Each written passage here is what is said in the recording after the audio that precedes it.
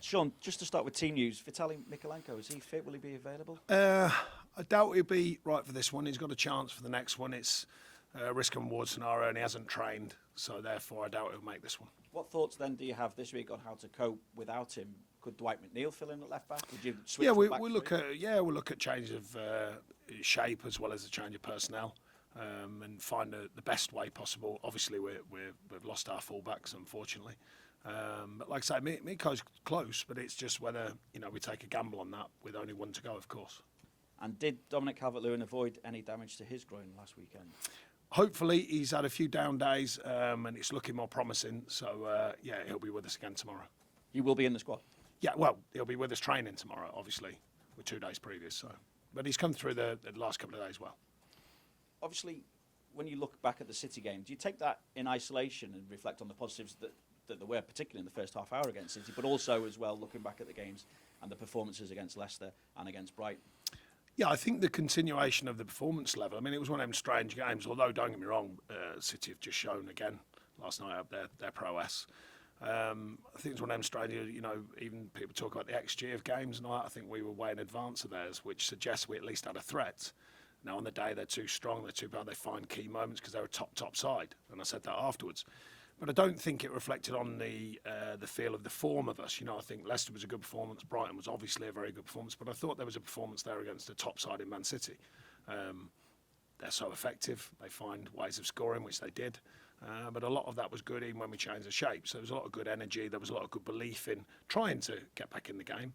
But City were too strong on the day. So, in taking the scoreline away, which of course is kind of a weird thing to do, but the performance level was the basics were there.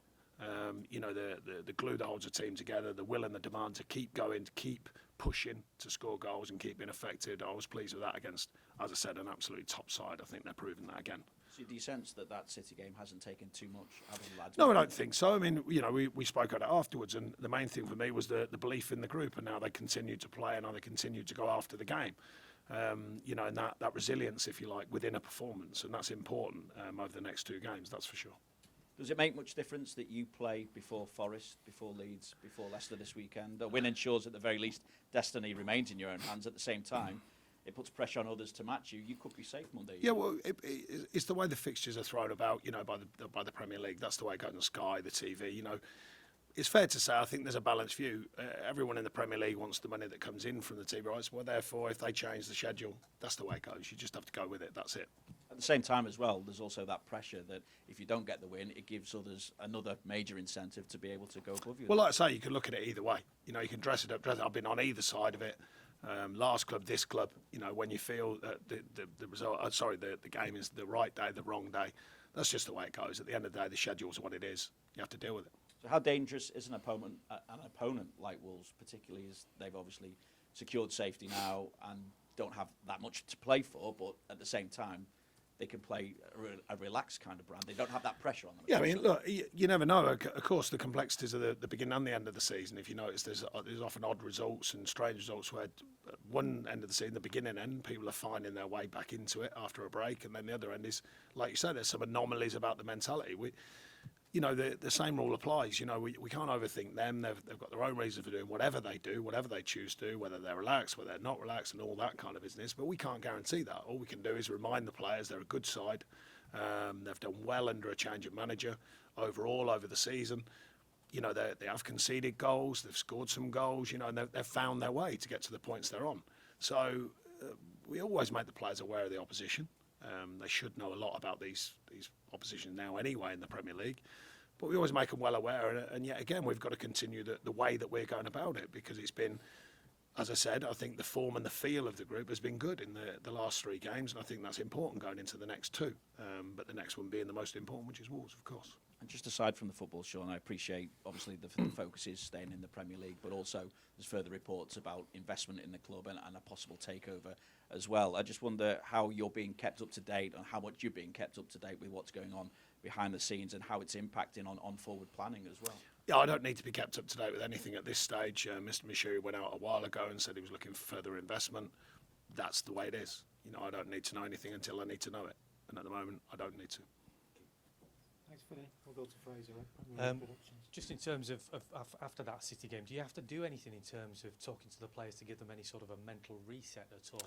No, because I think, like I say, I mean, with no disrespect to Arsenal, who are a fine side and they've proven it this season, but I think deep down we know the power of City, and what they do. So you can't always reflect on that one performance. You obviously go into it to win the game, but it was more about our keeping our performance level as high as we could. And I thought over the 90-odd minutes, I thought we did.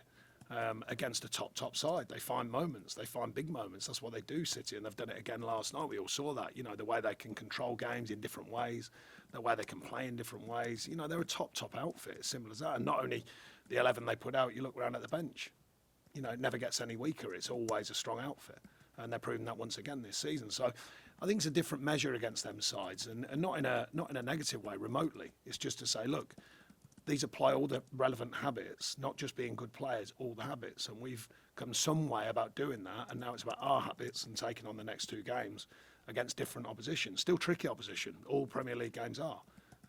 But it's different. They're not Man City the next two games, and Man City have shown this season how powerful they are. And in terms of, you said that the players still had the right mentality during that game. How do you as a manager go about maintaining that and just kind of forgetting about that results, but reminding that they are capable of great performances like that? Yeah, I mean, I talk about it a lot in the sense that it's not parking results with, for no reason. We make sense of it. We speak to the players about it. We show them some clips. We, speak to them individually and collectively when needed. But I think, at this stage of the season, the idea is you make sense, push it to the side, because now it needs the next one's the most important one. And I think we've done well with the group on that, and we've got to do well again, because the next one is the most important one. So that's the focus. It's on Wolves now. And taking that game on. Can you just pass the mic across the radio on the other side, please? Hey, Sean. Hi. After the City game, the reaction of the home crowd to sing and clap off the players, they showed they were fully behind them, and I just thought the reaction at Goodison from the home crowd was fantastic, and maybe quite an unusual situation to see that. What has that meant to the players this week? What did it mean to them when they came off the pitch? Well, I think there's a sort of core respect about the fans here of a team that are giving everything to win a game, and when they don't, they let them know, which is fair enough. But the fans have been terrific ever since I got here. I can only speak from my time here.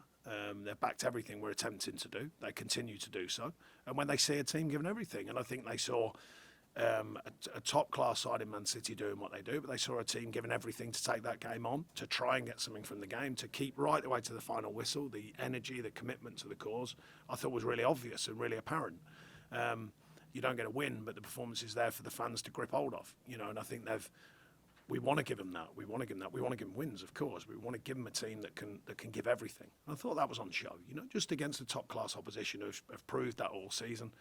A tough ask, but the mentality was firm, and the mentality of the fans was firm. And we're going to need that over the next two games as well. They've been there, since I've been here, they've been there every week for us. Good, bad, indifferent, home and away. We've got to continue that connection because it's important to us. This point of the season, there's still a lot to play for yourself, but you're obviously, patching players up. You're still checking on the fitness of some. How does that make it more difficult for you and your coaching team to plan for a game? Yeah, of course, but the squad's an imbalanced squad. We knew that when we got here. They're skinny in places. We knew there's a risk and reward of that. That's the way it goes. There's never any crying it or excuses from me. I think we've still got a strong group of players here. Whoever plays, the mentality's got to be firm, and I think there's a respect within the group, whoever plays, to take on the challenge right in front of us. We try and reaffirm to the players about that. We have done through the challenge that have been here with injury, with suspension. It's a squad mentality, and that's what we've been searching for, and we'll continue to search for that until we get it over the line. Can you just check on Tom Davies? I don't know if you mentioned that before. Yeah, he's had injury as well, so we're missing him, and likely, I think, to figure this weekend. So we'll wait and see on that, but it's a hamstring sort of tendon injury. So he's highly unlikely to feature this weekend, sorry. And finally, obviously, Seamus can't play in the final two games, but is his role as a captain still there, in the changing room, in training around Finch Farm? Yeah, I think the way that he is around the group, the way that he is around the professional side of what he does, I think just rubs off on others. I think Pato was already talking about the way he's been speaking with him and his further development as a player. He's a fantastic pro. It's as simple as that. You can dress it up, dress it down, but the way he conducts himself is immaculately. Good luck. Thank you. Julia, we'll go to Carl at the Press Association. Hey, Sean. Hi. I know you sort of dismissed the idea of putting pressure on clubs by playing first as a fixture list quirk, but is there any psychological, or what is the psychological advantage, if there is any, of being out of the bottom three? You obviously, even though you lost last weekend, you stayed out of the bottom three. Yeah, I didn't dismiss it. I was just suggesting that the format is what it is. You know, the powers that be decide it. You have to play regardless of what the challenge is. So I've always looked at it that way from my point of view. So therefore, I can't change the goalpost from someone else's point of view. But from my point of view, whenever the game is, it's about taking it on. You know, and I think we've just stayed very clear-minded, trying to take away the layers of noise around our group to make sure we're focused on the games. That's all we look to do. Others can do with it however they wish. So being above that line for longer, you're saying that doesn't really come into... No, what I'm saying is that I don't stare at the league. You know, I stare at the performances, I stare at the group, I stare at the prep, I stare at the strategy, I stare at all these things, the tactics. That's the things I'm obsessing with. It's not about the league table at this stage. I've said it for weeks. You know, the one at the end of the season is the most important. Of course, we all debate it and we all look at it during the season. Of course we do. But the one at the end of the season, that's the most important. That's the one we're looking to be above the line on.